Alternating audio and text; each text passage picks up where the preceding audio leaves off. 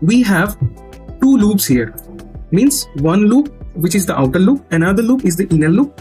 ये जो loop है ये 1 to n तक चलेगा, 1 to n तक, और इसके अंदर वाला लूप 1 से i तक चलेगा. अगर outer loop i equals to 1 के लिए एक बार रन किया तो इनर लूप कितनी बार रन करेगा? एक बार. देखो why?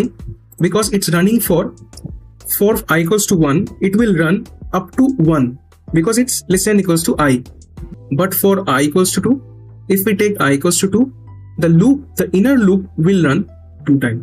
It will run 2 times. So ऐसे करके ही अगर हम I equals to n तक जाए, so there is a pattern. It will run n time, right? Now एक काम करते हैं, बचपन में एडिशन तो किया ही होगा, तो हम एक काम करते हैं, इस पर्टिकुलर चीज का एडिशन निकालते हैं, which is 1 plus 2 plus 3 plus ... n, which is the same sum of n natural numbers, n plus 1 divided by 2, which is approximately n square by 2 plus n by 2. मतलब मैं ये बोल सकता हूँ कि इस पर्टिकुलर इक्वेशन का order of growth n square ही होगा if we ignore the lower order terms and the constants, right?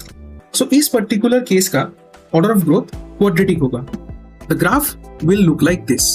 और इस ग्राफ से ही तुम समझ सकते हो कि for very little input size the time is increasing rapidly.